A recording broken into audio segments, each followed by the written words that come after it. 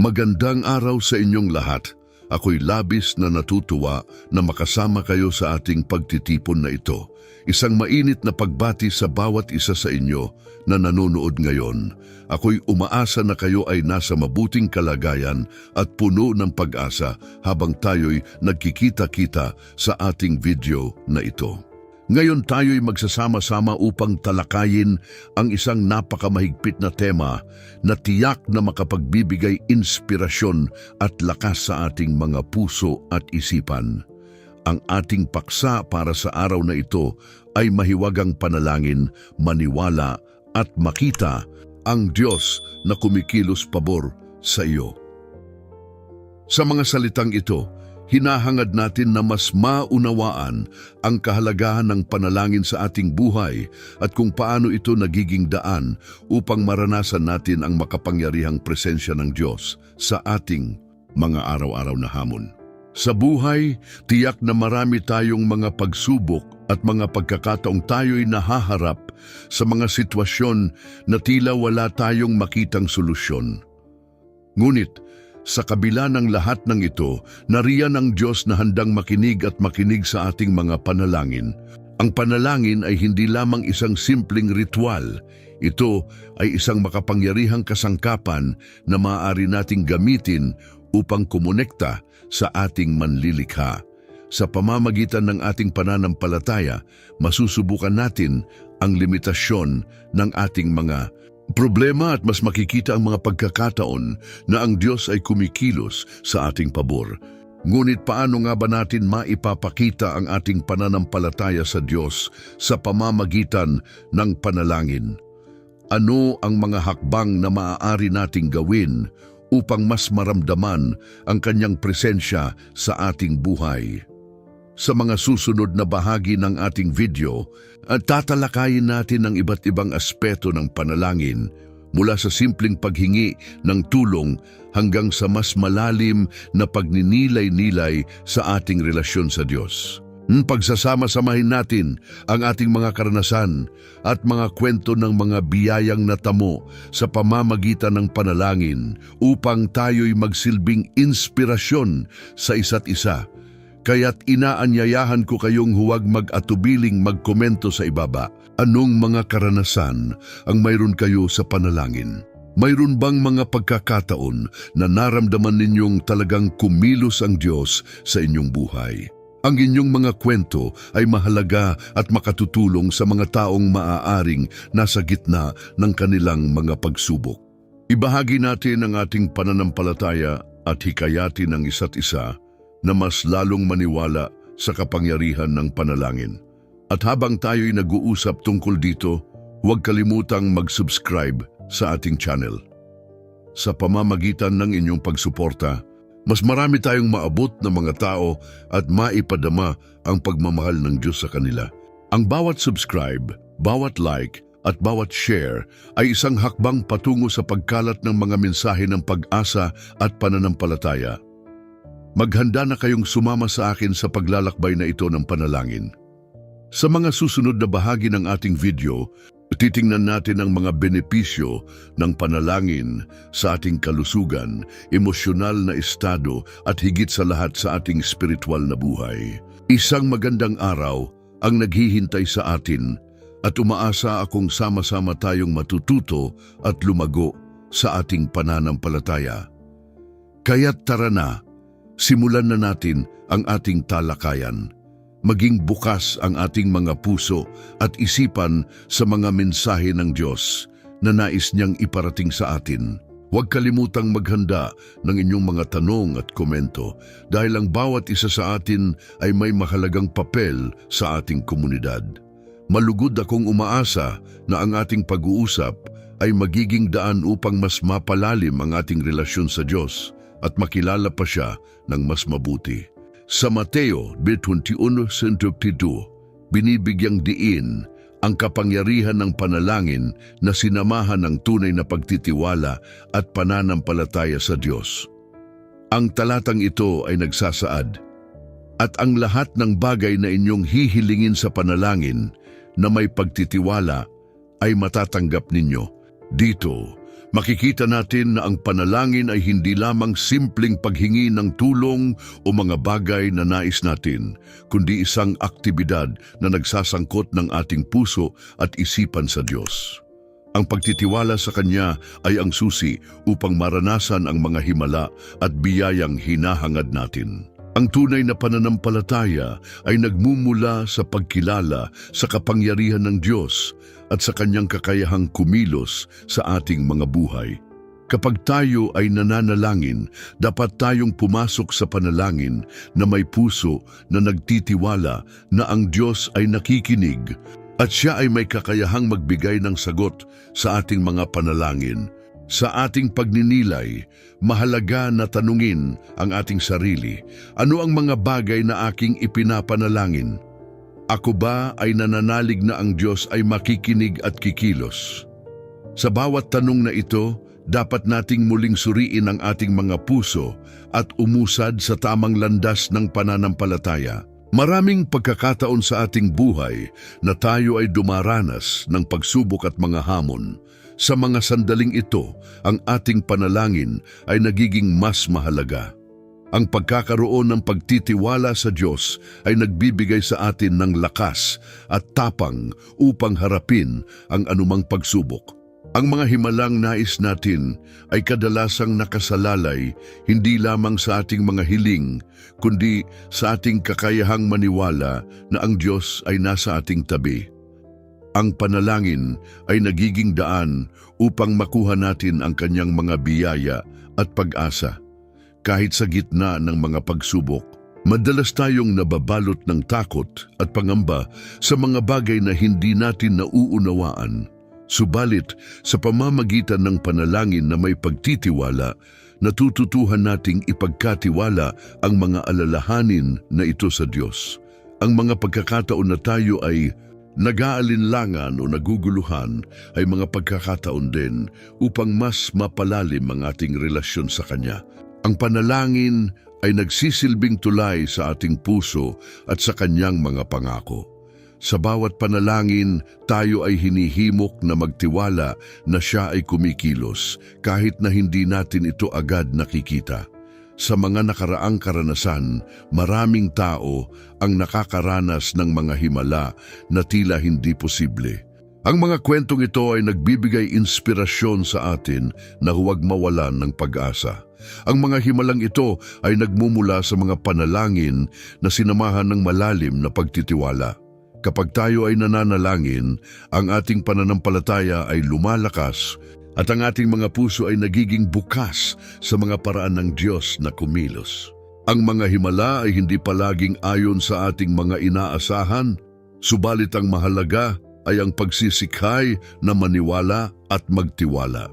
Sa ating paglalakbay sa pananampalataya, dapat nating alalahanin na ang Diyos ay hindi nagkukulang sa Kanyang mga pangako. Sa bawat panalangin na ating ipinapadala sa Kanya, mayroong kasamang pag-asa at pananampalataya na Siya ay kumikilos pabor sa atin. Ang mga bagay na ating hinihiling ay maaaring hindi agad matanggap, ngunit ang ating pagtitiwala ay nagiging dahilan upang makilala natin ang Kanyang presensya sa ating buhay. Ang pagtitiwala ay nagiging kasangkapan upang tayo ay makakita ng mga biyayang hindi natin inaasahan. Kaya naman, sa bawat pagkakataon na tayo ay nananalangin, isama natin ang ating mga puso sa pagtitiwala. Ipagkatiwala natin ang ating mga pangarap, pag-asa at alalahanin sa Diyos. Ang Kanyang mga kamay ay handang kumilos para sa atin, basta tayo ay mananalig at magtiwala sa Kanya ng buong puso. Ang mga himalang nais natin ay nagiging posible sa pamamagitan ng ating pananampalataya at pagtitiwala sa Kanya. Ang panalangin ay isang makapangyarihang kasangkapan na ginagamit ng bawat mananampalataya upang makipag-ugnayan sa Diyos.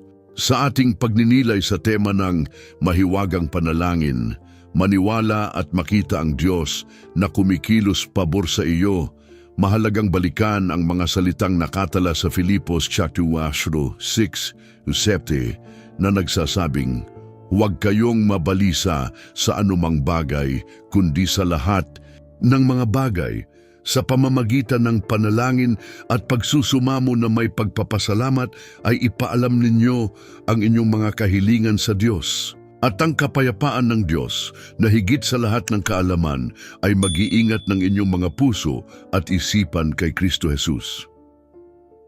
Sa ating buhay, marami tayong dinaranas na pagsubok at alalahanin. Minsan, tila napakabigat ng mga pasanin na ating dala. Ang mga ito ba'y nagiging hadlang sa ating pagtitiwala at pananampalataya?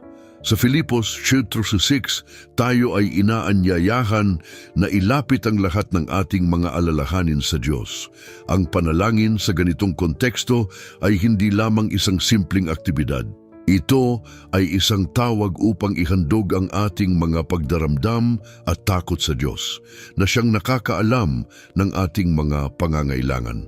Minsan, nakakaligtaan nating ipagdasal ang mga maliliit na bagay sapagkat iniisip natin na ang mga ito ay hindi mahalaga. Ngunit sa katotohanan, ang lahat ng bagay ay mahalaga sa Diyos. Ang kanyang pag-ibig at malasakit ay umaabot sa bawat aspeto ng ating buhay. Sa ating panalangin, tayo ay nagiging bukas sa mga biyayang maaaring ibuhos ng Diyos sa ating mga puso. Tayo ay hinihimok na magtiwala, sapagkat sa pagtitiwala, doon natin natutuklasan ang kapayapaan na hindi maipaliwanag. Ang talatang ito ay nagpapakita na ang tunay na kapayapaan ay nagmumula sa Diyos. Sa panahon ng krisis, ang ating mga puso at isipan ay madaling maguluhan at magduda. Ngunit sa pamamagitan ng panalangin, ang Diyos ay nag-iingat sa ating mga damdamin at kaisipan. Isipin mo ang mga pagkakataong ikaw ay nag-alala at nagduda. Sa mga pagkakataong iyon, ang panalangin ay nagiging daan upang maibsan ang ating mga pangamba. Ang pagdadala ng ating mga kahilingan sa Diyos ay hindi lamang nagiging paraan upang siya ay makilala, kundi nagiging linaw din sa ating kalooban. Sa ating mga panalangin, may mga pagkakataong tayo ay hindi nakakakuha ng agarang sagot. Pero sa ating pagtitiwala, nagkakaroon tayo ng kakayahang makita ang Diyos na kumikilos sa ating paligid, kahit pa sa mga hindi inaasahang paraan. Ang kapayapaang dulot ng Diyos ay nagbibigay ng katiyakan na siya ay naririyan, nagtatrabaho pabor sa atin, kahit na ang ating mga mata ay hindi nakakita ng mga konkretong palatandaan. Dito natin makikita ang kahalagahan ng pananampalataya. Ang pananampalataya ay hindi lamang isang pag-asa sa mga bagay na hindi natin nakikita. Ito ay isang matibay na paniniwala na ang Diyos ay kumikilos sa kabila ng ating mga pangamba.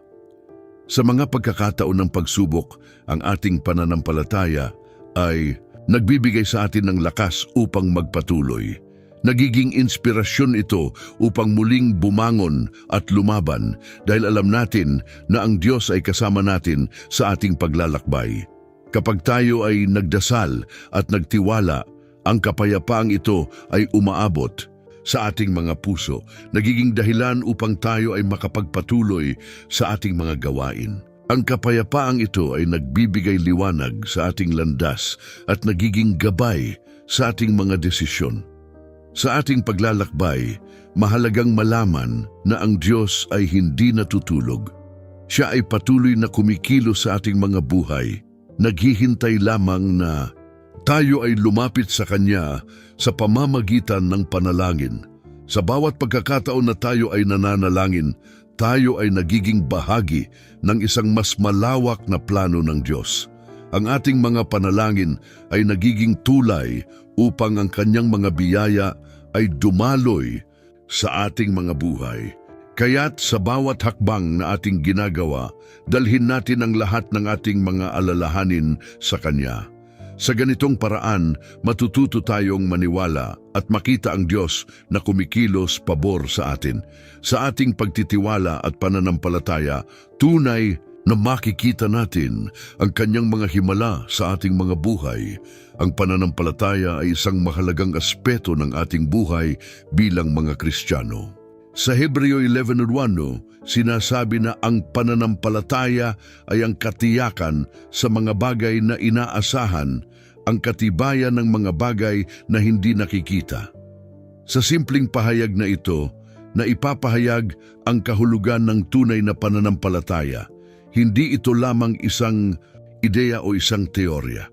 Ito ay isang buhay na karanasan na nag-uudyok sa atin na maniwala sa mga bagay na hindi pa natin nakikita, ngunit tiyak na ipagkakaloob ng Diyos. Sa ating pang-araw-araw na buhay, madalas tayong nahaharap sa mga sitwasyon na puno ng takot at pagdududa.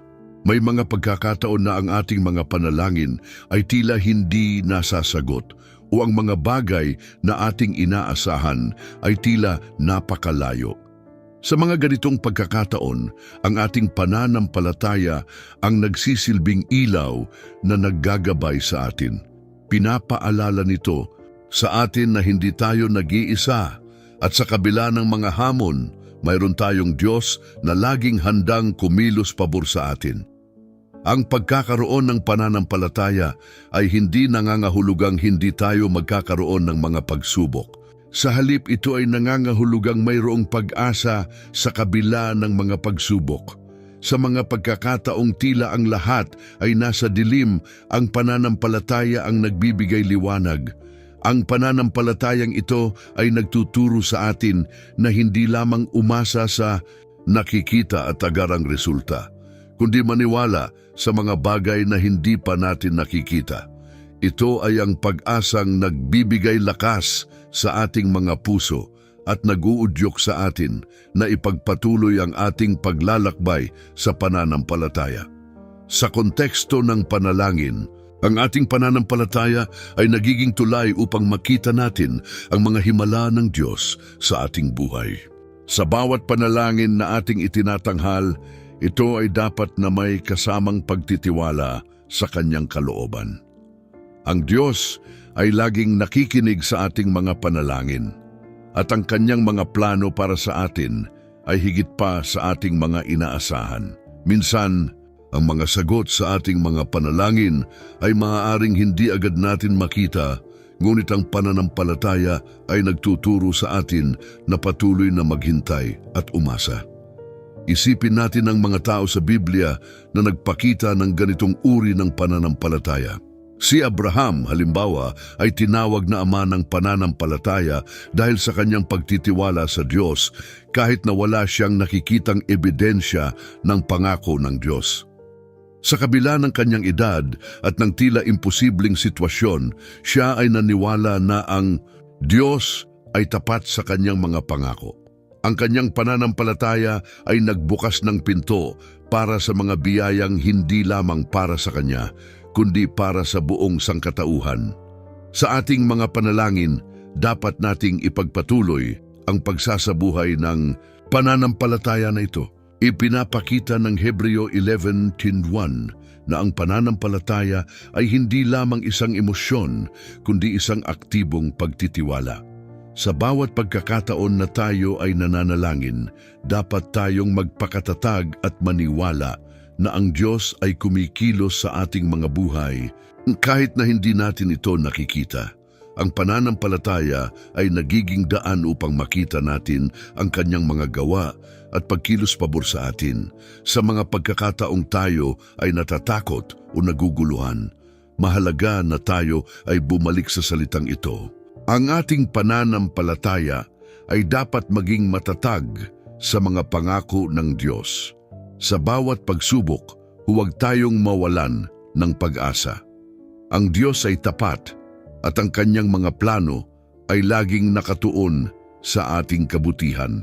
Sa huli, ang pananampalataya ay hindi lamang tungkol sa pagtanggap ng mga biyaya o himala, kundi ito rin ay tungkol sa ating relasyon sa Diyos. Habang tayo ay nananalangin at nagtitiwala sa Kanya, tayo ay nagiging malapit sa Kanya at natututo tayong umasa sa Kanyang mga pangako. Sa susunod na pagkakataon na tayo ay manalangin, dalhin natin ang ating mga alalahanin, pangarap at pag-asa sa Diyos na may buong tiwala na Siya ay kumikilos pabor sa atin. Sa patuloy na pagninilay sa mga prinsipyong ito, tayo ay inaanyayahan na manalangin. O Diyos na makapangyarihan sa lahat, sa oras na ito, kami ay lumalapit sa iyo na may pusong puno ng pananampalataya at pag-asa. Sa bawat hakbang na aming tinatahak, kami ay nagtitiwala sa iyong mga pangako at sa iyong walang hangang kabutihan. Sa mga pagkakataong kami ay nahaharap sa mga pagsubok at hamon, tulungan mo kaming makita ang iyong mga galaw sa aming mga buhay. Ipinagdarasal namin na buksan mo ang aming mga mata upang makita ang mga himala na iyong inihanda para sa amin. O Ama, sa mundong puno ng ingay at kaguluhan, kami ay naguguluhan at minsan ay nawawala ng pag-asa. Subalit, sa aming mga puso, alam namin na ikaw ay naririyan sa bawat sulok ng aming mga buhay. Ipinagdarasal namin na sa bawat bagyo na aming dinaranas, maging matatag kami sa aming pananampalataya. Patuloy mo kaming bigyang lakas at tiyakin na sa likod ng bawat pagsubok, mayroong magandang plano na iyong nilikha para sa amin. Alam namin na sa iyong mga kamay ang lahat ng bagay ay posible. Sa mga pagkakataong kami ay nag-aalinlangan, ipaalala mo sa amin na ang aming mga pangarap at hangarin ay hindi naging walang kabuluhan. Ipinagdarasal namin na maging matatag kami sa aming mga desisyon at pagkilos, na palaging nakatuon sa iyo. Ipadama mo sa amin ang iyong pagmamahal at gabay upang kami ay patuloy na yumabong sa aming pananampalataya.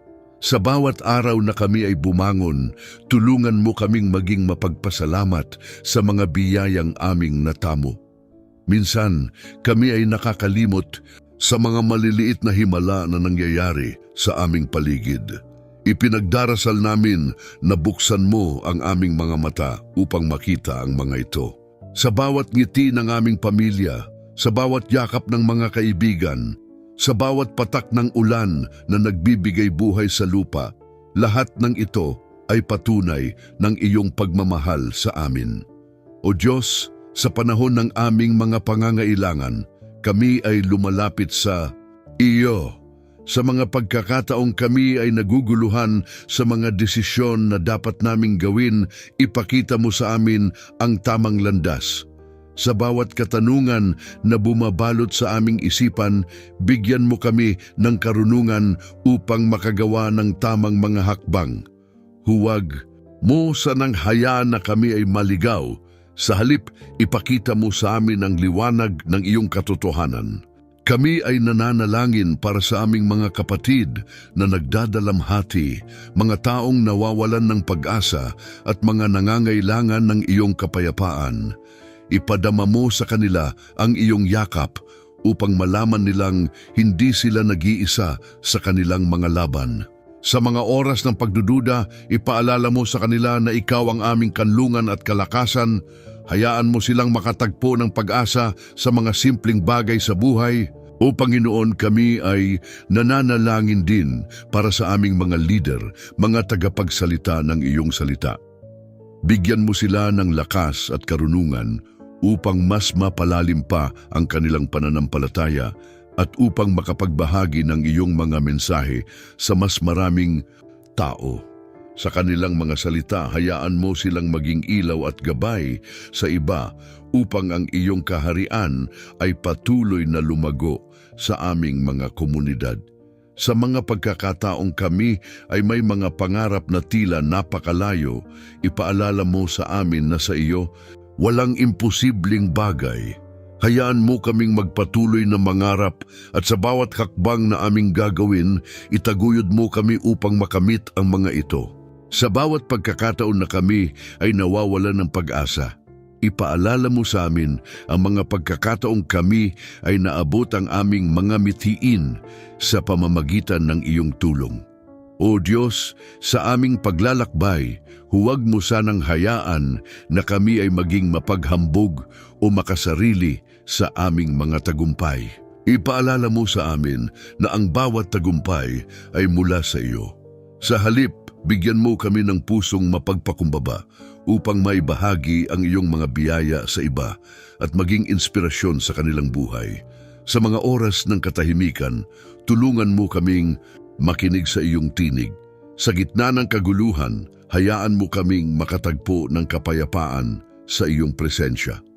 Ipadama mo sa amin na sa bawat pagiyak at ngiti, ikaw ay naroroon, nagbibigay lakas at pag-asa.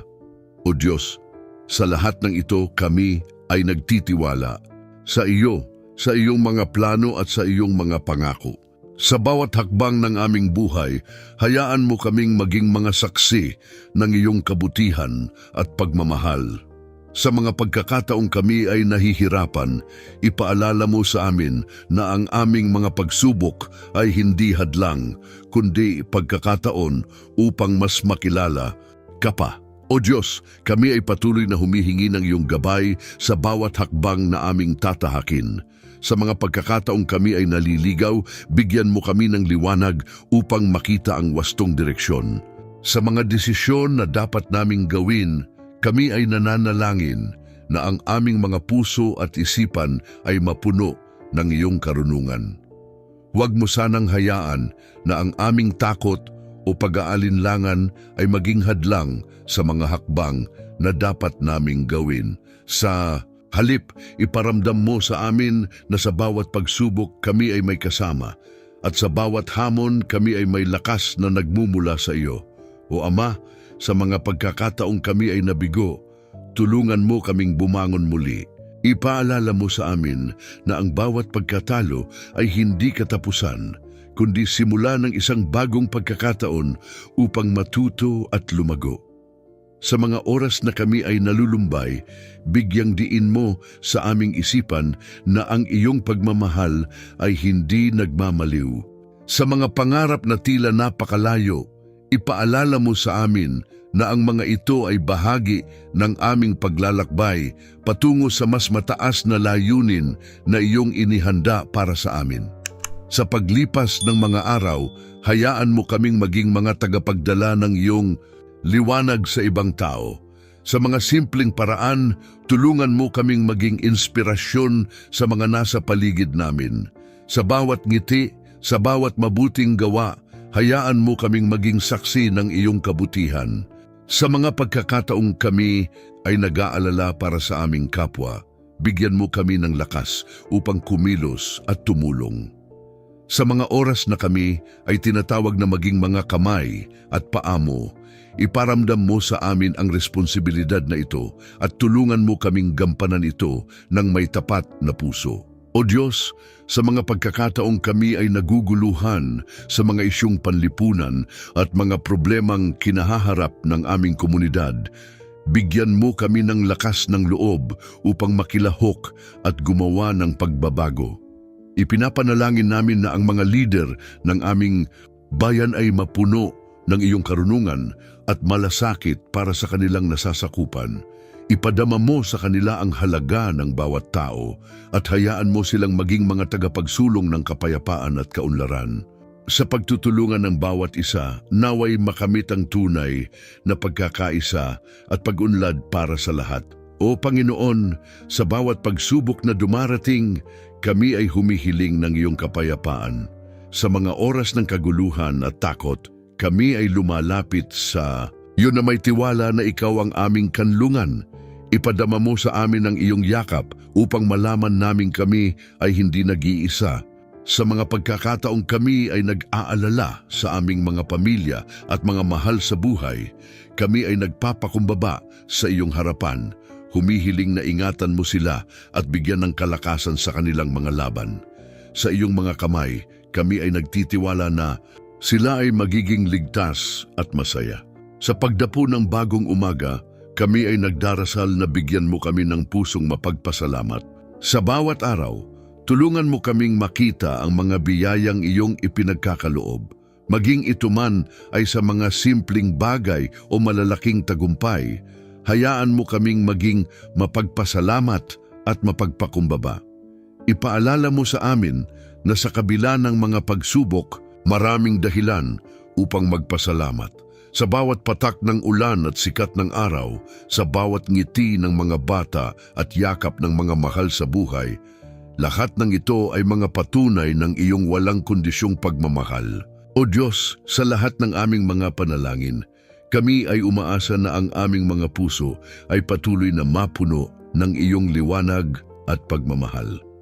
Sa bawat hakbang ng aming buhay, hayaan mo kaming maging mga instrumento ng iyong kapayapaan at kabutihan.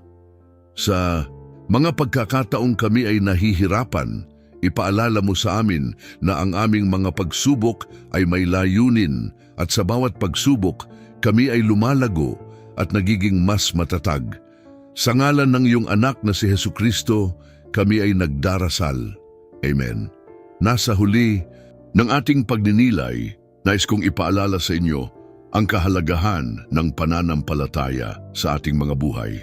Sa bawat hamon at pagsubok na ating kinakaharap, maaari tayong maging matatag at magkaroon ng pag-asa dahil sa ating pagkakaalam na may isang Diyos na kumikilos sa ating nangalan. Ang kanyang mga plano para sa atin ay puno ng kabutihan at pag-ibig, kahit na sa mga panahon ng kadiliman at kawalang katiyakan. Minsan, nagiging mahirap ang ating paglalakbay at maaaring bumaba ang ating mga pananaw. Subalit sa turo ng ating pananampalataya, na pagtatanto natin na ang mga pagsubok na ito ay hindi hadlang, kundi mga pagkakataon upang mas mapalalim ang ating relasyon sa Diyos. Sa mga pagkakataong tayo ay nawawalan ng pag-asa, tandaan natin na ang Diyos ay naririyan upang tayo ay iangat. Ang kanyang mga pangako ay hindi nagbabago. Sa bawat dasal na ating itinataguyod, sa bawat pag-iyak na ating dinaranas, naroon ang kanyang pakikinig at pagkilos. Ipinapaabot ko sa inyo ang isang hamon. Sa susunod na mga araw, subukan nating tingnan ang ating mga sitwasyon sa isang bagong pananaw. Maglaan tayo ng oras upang magmasid sa mga simpleng bagay na nagiging tanda ng presensya ng Diyos sa ating buhay. Minsan, ang mga himala ay hindi palaging malalaki o kapansin-pansin. Ang mga ito ay maaaring simpleng mga pangyayari na nagbibigay ng aliw sa ating puso, mga tao na nag-aabot ng tulong sa oras ng pangangailangan o mga pagkakataon na nagbigay sa atin ng kagalakan at kapayapaan.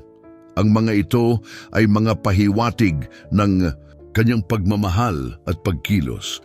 Huwag nating kalimutan na sa ating mga panalangin may mga pagkakataon na ang ating mga hinihingi ay hindi agad natutugunan.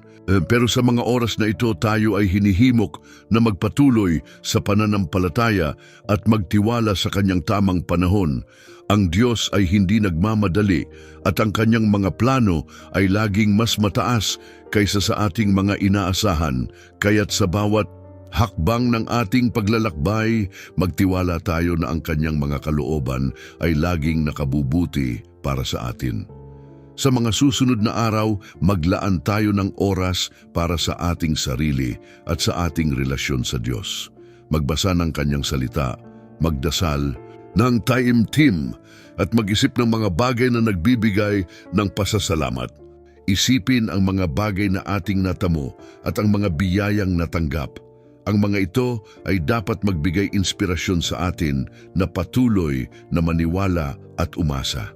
Bilang ating pagtatapos, nais kong ipanalangin ang bawat isa sa inyo, naway patuloy kayong mapuno ng liwanag at pag-asa. Huwag kalimutang isama ang Diyos sa bawat hakbang ng inyong buhay at laging buksan ang inyong puso sa kanyang mga plano. Sa mga pagkakataong kayo ay nahihirapan, huwag mag-atubiling lumapit sa Kanya.